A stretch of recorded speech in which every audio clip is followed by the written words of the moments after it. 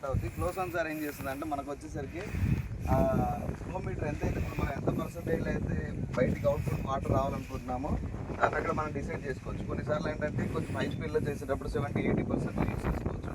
లేదు కొంచెం స్లోగా వెళ్ళాలనుకున్నప్పుడు 40-35%లో మనం పెట్టేసుకొని మనము స్ప్రేయింగ్ అనేది చేసుకుంటాము. అట్లాంటి టైంలో అది అడ్జస్ట్ చేయడం కోసం అనేది ఫ్లో సెన్సార్ యూస్ చేస్తారు. దాని నుంచి మనకు వచ్చేసరికి టీ జాయింట్ ఉంటుంది. ఇక్కడ కనిపిస్తూ ఉంది కదా టీ జాయింట్. ఈ టీ జాయింట్లో నుంచి ఫస్ట్ అక్కడ నుంచి కనెక్షన్స్ టీ జాయింట్కి వస్తుంది. టీ జాయింట్ దగ్గర ఏం జరుగుతుందంటే మళ్ళీ 2 పార్ట్స్కి డివైడ్ అవుతాయి. అది వచ్చేసరికి 4 నాజిల్స్ ఉన్నాయి కదా. ఈ 4 నాజిల్స్లో 1, 2, 3, 4. ఇక్కడ ఎవరికైనా డౌట్ ఉందా సార్? 4 ఉన్నాయి, మరి ఫ్రంట్ కూడా 2 ఉన్నాయి కదా, దీంట్లో ఎందుకు లేదని ఎవరికైనా డౌట్ ఉందా? ఎందుకు లేవు సార్? ఎందుకు లేవంటే అడగాలి కదా. ఎందుకు లేవు సార్ అక్కడ? డౌట్ ఏదన్నా అది ముందు ఎందుకు లేవంటే ఎవరైనా చెప్తారా రీజన్? సరే, ఇప్పుడు ఆల్రెడీ వెనకాల 2 ఉన్నాయి, సైడ్కి 2 నాజిల్స్ ఉన్నాయి, మళ్ళీ ఫ్రంట్ ముందుకు వచ్చినాయి అనుకోండి. ఒకే దగ్గర పడిన దగ్గరే పెస్టిసైడ్ అంటే మనం ఏదైతే స్ప్రే చేస్తామో అవి ఆ కెమికల్ పడడానికి ఛాన్స్ ఉంటుంది కాబట్టి సో ముందు అనేది 2 తీసేసి ఆ 4 నాజిల్స్ని మనం యూజ్ చేయడం జరిగింది. ఓకేనా? ఈ 4గిట్లో మనకి ఇక్కడ ఒకసారి టీ జాయింట్ నుంచి మళ్ళీ 2 డివైడ్ అవుతాయని చెప్పాం కదా. లెఫ్ట్ సైడ్ ఒకటి, రైట్ సైడ్ ఒకటి. లెఫ్ట్ సైడ్లో మళ్ళీ వచ్చేసి టీ జాయింట్ మళ్ళీ ఉంటుంది. లెఫ్ట్ సైడ్ నుంచి వచ్చిన హోస్ పైప్కి 2 జాయింట్లు ఉంటాయి. మళ్ళీ ఆ 2 జాయింట్లలో మళ్ళీ టీ షేప్లోకి టీ జాయింట్ ఒకటి ఉంటుంది. ఆ టీ జాయింట్ నుంచి ఒక నాజిల్కి ఒక హోస్ పైప్ వెళ్ళొద్ది, ఇంకొక టీ నాజిల్ నుంచి టీ కనెక్షన్ నుంచి ఇంకొక నాజిల్కి ఇంకో హోస్ పైప్ వెళ్ళొద్ది. అలానే రైట్ సైడ్ కూడా మనకి సేమ్ ఈ హోస్ పైప్ అనేది టీ జాయింట్లో నుంచి ఒక నాజిల్కి అలాగనే ఇంకోటి సెకండ్ నాజిల్కి అనేది వెళ్ళడం జరుగుతుంది. అక్కడ మనకు వచ్చేసరికి ఫిల్టర్లు కూడా మనం చూసినట్లయితే సార్ మనము స్ప్రేయింగ్లో కనుక మనం స్ప్రేయింగ్స్ మనం యూస్ చేసేటప్పుడు ఫార్మర్స్ అందరూ కూడా ఒకే రకమైన వాటర్ అనేది యూస్ చేయరు. ఇక్కడ ఏం జరుగుతుందంటే పొలాలలో ఉండే వాటర్ తీసుకొని అక్కడ ఉన్న వాటర్తో స్ప్రేయింగ్ చేస్తూ ఉంటారు కదా. కొన్నిసార్లు ఏంటంటే అవి ఎక్కువగా మడ్ ఎక్కువ ఉండడము, డస్ట్ అనేది ఎక్కువగా ఉండడం జరుగుతూ ఉంటుంది. ఇట్లాంటి టైంలో ఏంటంటే నాజిల్స్ అనేవి బ్లాక్ అవుతూ ఉంటాయి.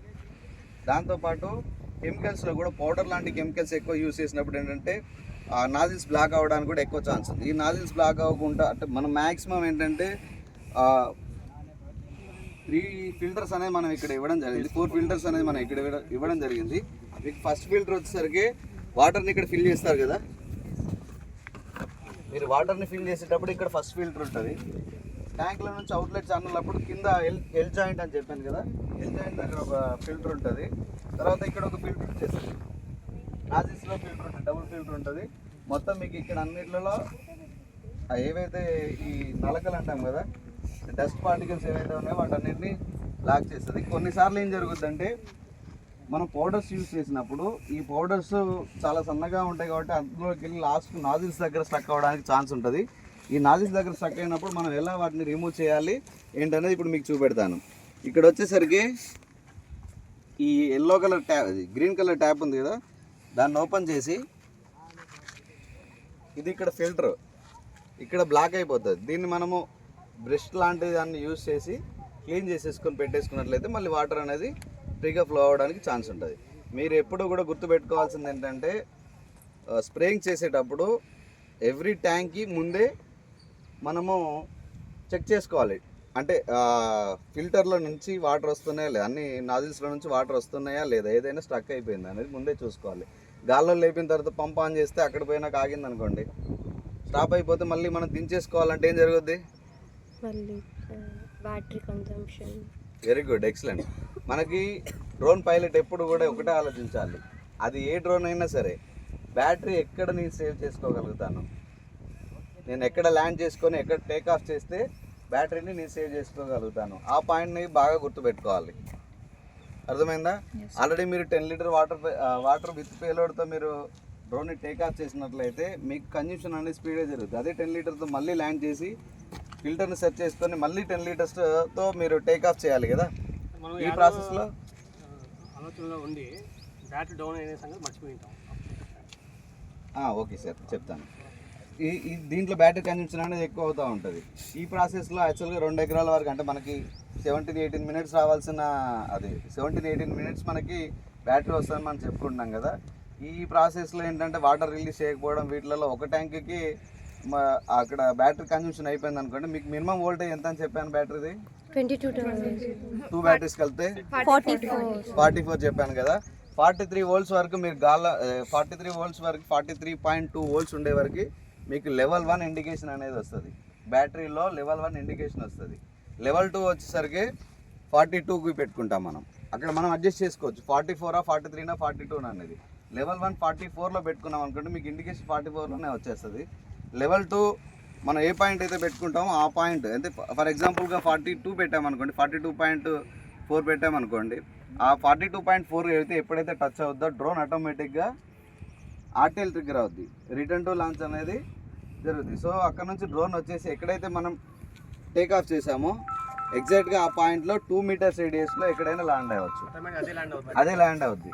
కానీ ఇక్కడ చెక్ చేసుకోవాల్సింది ఏంటంటే 2 మీటర్స్ ల్యాండ్ అంటే మనం టేక్ ఆఫ్ చేసేటప్పుడు 2 మీటర్స్ సఫిషియెంట్గా ఉందా లేదా ఫస్ట్ ఆఫ్ ఆల్ ఆ పాయింట్ చెక్ చేసుకోవాలి. ఆ పాయింట్ చెక్ చేసుకోకుండా సార్ చాలా తక్కువ స్పేస్లో మనం టేక్ ఆఫ్ చేసామనుకోండి, అది ల్యాండ్ రిటర్న్ టు లాంచ్ వచ్చే వరకు మనం వెయిట్ చేయొద్దు. అలా వచ్చి అది ల్యాండ్ అవుతుందంటే ప్రాపర్గా లేదంటే మనం మాన్యువల్ మూడ్లోకి తీసుకొని ఎక్కడైతే బాగుంటుందో అక్కడ ఇమీడియట్గా ల్యాండ్ చేసేసుకోవాలి. అది ఇంకొక ఆప్షన్ ఏంటంటే మీరు గాల్లో ఉన్నప్పుడే ఏదైనా ప్రాబ్లం వచ్చింది, ఇక్కడికి రాలేకపోతుంది, ఏదంటే ఏదైనా జరిగింది, వెంటనే ఇమీడియట్గా అక్కడే ల్యాండ్ చేసుకోవచ్చు. మీరు డ్రోన్ ద్వారా చేసుకోవచ్చు, లేదా అందులో ఒక ఆప్షన్ ఉంటుంది ల్యాండ్ అనే ఆప్షన్ ఉంటుంది. ల్యాండ్ అనే ఆప్షన్ మనం క్లిక్ చేసుకున్నట్లయితే ఇమీడియట్గా ఎక్కడుంటే అక్కడే ల్యాండ్ అవ్వడానికి అవకాశం ఉంటుంది. మీరు కూడా జాగ్రత్త మొక్కలు ఉంటాయి కదా. Okay sir. సమస్య అంటే మీకు ప్యాడీ లాంటి క్రాప్లు అయితే ఏం కాదు, అలాగే కాటన్ కానీ మేజ్ కానీ షుగర్ కేన్ లాంటి ఇట్లాంటి క్రాప్లు అయితే చిల్లీ లాంటి క్రాప్లు అయితే వాటి యొక్క బ్రాంచెస్ అనేవి కొంచెం స్ట్రాంగ్గా ఉంటాయి, గట్టిగా ఉంటాయి, కొమ్మలు అనేవి గట్టిగా ఉంటాయి. కాబట్టి అప్పుడు తగిలినప్పుడు ప్రొపెల్లర్స్ అనేది ఫస్ట్ డ్యామేజ్ మీకు డ్రోన్ కింద పడిందంటే ఫస్ట్ జరిగే డ్యామేజ్ ఏంటంటే ప్రొపెల్లర్స్.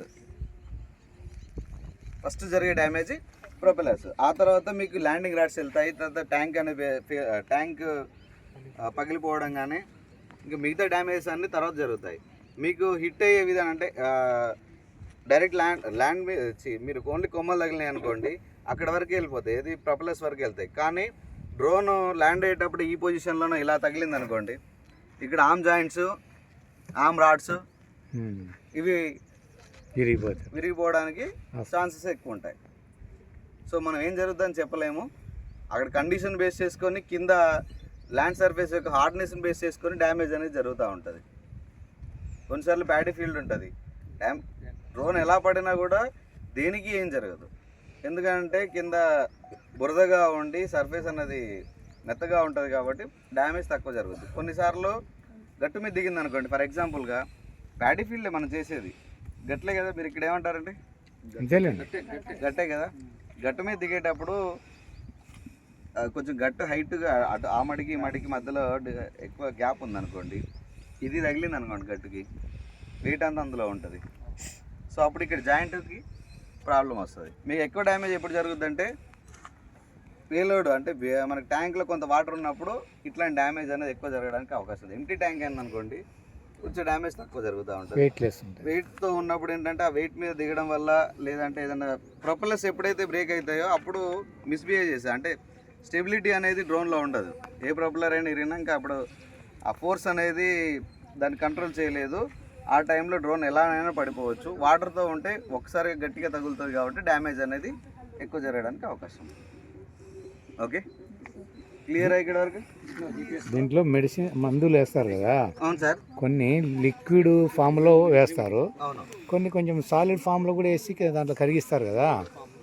దాంట్లో ఏమన్నా మీరు దాన్ని కరిగించడానికి ఏమన్నా లేదు సార్. ఇక్కడ ఏం చేస్తామంటే లిక్విడ్ ఫార్మేషన్లో ఏదైనా పెస్టిసైడ్ మనం ముందుగా ఒక బకెట్లో కానీ దేంట్లోనైనా కలుపుకొని కాన్సన్ట్రేషన్ అనేది ఎక్కువగా ఉంటుంది. ఫస్ట్ కెమికల్ కాన్సన్ట్రేషన్ ఎక్కువ ఉంటుంది, దాన్ని వాటర్లో డైల్యూట్ చేసినప్పుడు కాన్సన్ట్రేషన్ అనేది తగ్గుద్ది. మీరు డైరెక్ట్గా కెమికల్ కాన్సన్ట్రేషన్ ఇప్పుడు 1 లీటర్ ఫర్ ఎగ్జాంపుల్కి ఇప్పుడు మార్కెట్లో ఉన్న సినారీ ఏంటంటే 250 ml లేదంటే 500 ml లేదు 100 ml 90 ml 70 mlకి కూడా కొన్ని ప్రొడక్ట్స్ అనేవి వచ్చినాయి. మీరు ఆ 250 mlని డైరెక్ట్ మనం చేయలేం కదా, దాన్ని ఏం చేస్తామంటే ఒక 10 లీటర్లో డైల్యూట్ చేస్తాము. డైల్యూట్ చేసిన తర్వాత దాని కాన్సన్ట్రేషన్ తగ్గుద్ది కదా, అప్పుడు మనం ఫిల్ చేసేసుకుంటాం. వాటర్లో డైల్యూట్ చేసిన తర్వాత మళ్ళీ కొన్ని డైల్యూషన్స్ ఉన్నాయి పూర్తిగా దాన్ని మనం ముందే చేసేసుకోవాలి. గ్రాన్యువల్స్ ఉంటాయి మీకు, క్రిస్టల్ ఫామ్లో ఉన్నవి, గ్రాన్యువల్స్ ఫామ్లో ఉన్నవి, మీకు కొన్ని పౌడర్ ఫామ్లో ఉన్నాయి మీకు ఉంటాయి. పౌడర్ ఫామ్తో వెంటనే అయిపోద్ది, పెద్ద ప్రాబ్లం ఉండదు. ప్రాబ్లం అవుతుంది.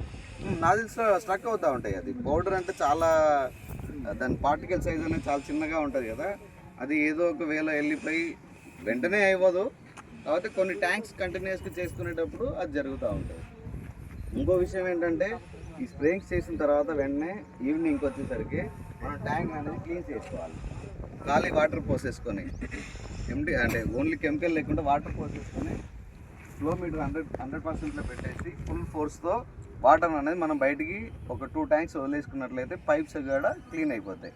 ఒకవేళ మీ కెమికల్ అలానే ఉంది, ఒక 10 days 15 days అట్లానే ఉందనుకోండి, తర్వాత నెక్స్ట్ యూజ్ చేయలేదు, అలానే ఉందనుకోండి కెమికల్ ఈ పైప్ని తినేస్తూ ఉంటుంది, కొంచెం డ్యామేజ్ చేస్తూ ఉంటుంది. కెమికల్ కదా, ఈ హోస్ పైపులకు కానీ అలాగే ఫిల్టర్స్ కానీ కొంచెం పాడవడానికి ఛాన్సెస్ ఉంటాయి. మళ్ళీ ఇంకోటి ఏంటంటే ఒక స్ప్రేయింగ్ ప్లాస్టిక్ పైప్ ఇవన్నీ ఇల్లు కదా సార్, రబ్బర్ పైపులు. రబ్బర్ పైపు లేదా అంటే దానిలోకి రెస్ట్ పెట్టడానికి అంటే మనకి ఇప్పుడు మినిమం అయితే ఏదైనా ఉంటే రస్ట్ అనే కాదు, అక్కడ ఏదైనా డ్యామేజ్ జరగవచ్చు. మీకు అక్కడే కెమికల్తో ఉంటుంది, రస్ట్ ఎందుకు పట్టుద్ది.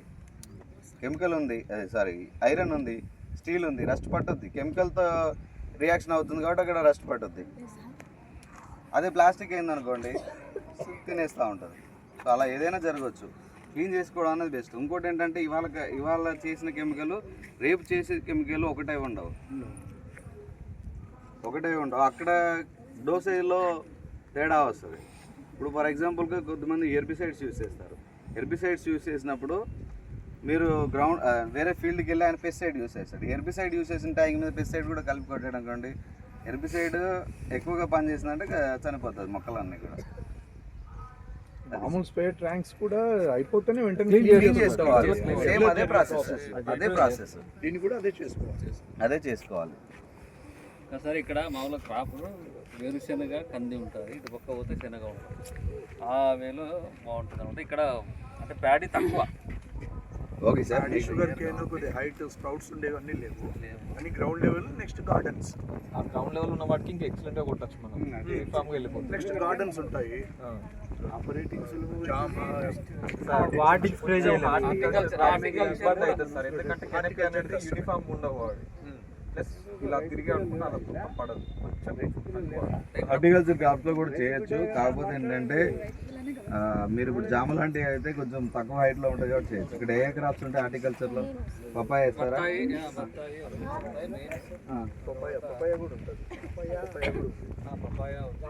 మామిడి చెట్టు, డ్రాగన్ ఫ్రూట్స్ వేస్తున్నారు,